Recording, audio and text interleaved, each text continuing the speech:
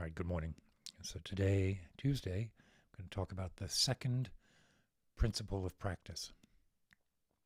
Yesterday was Monday, and I talked about the first principle of practice, which, just to summarize that briefly, the first principle is uh, really the aspiration for practice. Right? The understanding the nature of self, recognizing the mysterious or the mystery of nature, the mysterious nature of reality, the vortex of the unknowable, whatever language you want to use, and then the intersection between the two, this core of overlap is the aspiration for practice, and maturing that overlap, like stabilizing it, extending it so that the content of the overlap gradually increases from maybe a moment on the cushion to ultimately include all of the phenomena of life, and then extend the duration of it so that instead of being fleeting moments that percolate through the day, uh, the day becomes sort of residing in this space. That, to me, is as good a representation of the aspiration of practice um, and the work that we do in the meditation sections is to stabilize that first principle. Go back and watch the video from yesterday. So then the second principle is the requirement for a wise populace. And I mean quite a lot by those words, and it starts with the recognition that there is such a thing as a populace. And I think it's worth stating, and perhaps necessary to state, that we do live in society, and we are individuals, but we share community, we share culture, we share resources, and ultimately we share the aspiration to practice. Our form of all of those things can be radically different, but it sometimes feels today in our political arena that even the idea that there is a concept of populace, right? That there is a concept of shared resources, shared aspirations, that doesn't always register. So it starts, the second principle starts with what I would consider sort of civics, right? Like, there are things we can do as a community that you cannot do as an individual. Like build a bridge, or build the courthouse down the road, or educate our children. These are things that benefit from being shared common goals that we all agree to support, even if we argue about the details of how they are implemented. So a wise populace agrees that there is such a thing as a populace.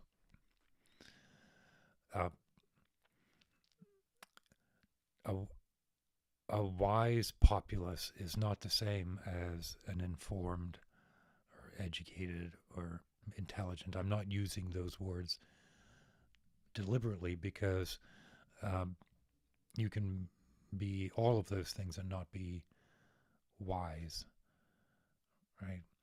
I think we should be educated, meaning that we should have a sort of a fundamental grasp of literacy and numbers and physics and music, right? And art. We should be given the tools of sort of intellectual craft. And we should be informed, um, meaning that there should be sources of information that are reliable. Um, just as a tangent, I don't mean nonpartisan by that. I think one of the biggest mistakes we make is expecting our newspapers to be sort of nonpartisan arbiters of like this pure truth. But I don't think that that is possible, and even if it were, I don't think it's particularly interesting. What I do think is know what you're getting, and choose multiples.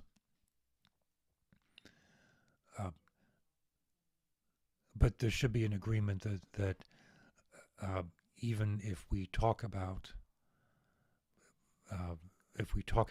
reality through these partisan lenses, that again, there's an agreement that we live in a shared reality, and we can argue about our interpretations, and we should. But again, that's not what I mean by wise. Being informed is the ability to navigate that information landscape. I find that very hard to do. Even as I say this, my mind is buffeted by information. I barely know what my own opinions are sometimes because the amount of stuff that comes our way is just overwhelming. So what do I mean by wise? Well, one of the things that comes to mind when I say a wise populace is something I've been thinking recently, that it baffles me that in this day and age, right, when we have YouTube and the internet and just about every book that's ever been published is readily available, probably tomorrow, that having created this sort of progression in our culture, the availability of not just information but teachings and sacred scriptures and poetry, it baffles me that we do not have a dedicated either government or some kind of agreed, shared objective that the pursuit of enlightenment is the single most important human goal there is. Again, the manifestation of that path can take many, many different forms, but there are some shared aspirations behind it. And it baffles me that there isn't like a United Nations equivalent that pools all of these resources of information that we have and not just makes it readily available, but guides entire nations through the process. I know this sounds ridiculous, but that would be a wise populace. Not that we would all be walking around following strict religious observances, because that's not what I'm saying. The recognition that within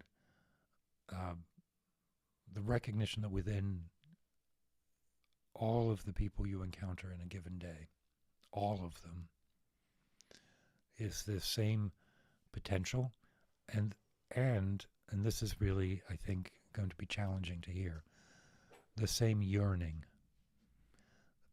that I can look and see someone who has all of the tags and labels of an opponent, right?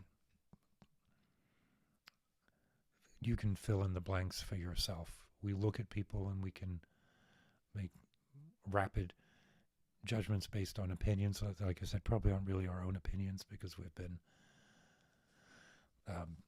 dredged through the current media landscape. But even that person has the same yearning with maybe completely different language.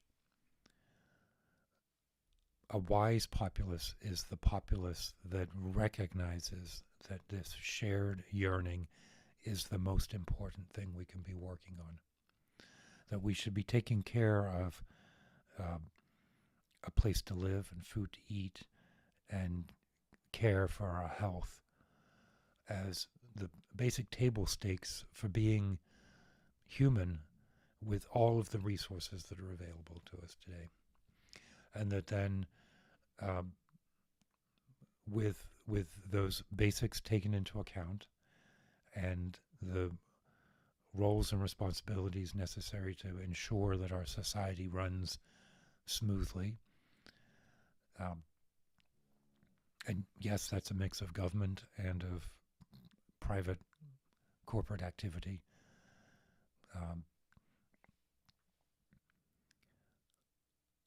We exist to practice. And a wise populace is the populace that has created the space for everybody to the extent that their yearning compels them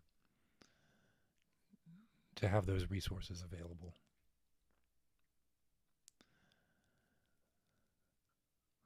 I think this is really important, and I don't know that I've done a great job of presenting it today. So I'll probably come back to this one because I think it also gets into how we share resources, what we consider a resource.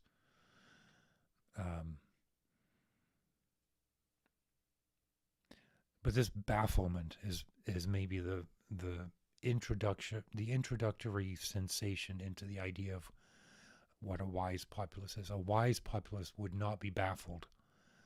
I am baffled that with all of this available, we haven't figured out how to do this. So tomorrow I'm going to give you 3 yeses. 1, 2, 3. Yep, the video tomorrow will be the third principle. And if you, I was going to tell you what it is, but I've decided I'm going to leave it as a cliffhanger, and you can come back tomorrow to find out what the third principle is. So, as always, keep your wits about you, and drop a comment if you have any questions or corrections on anything that I've said today.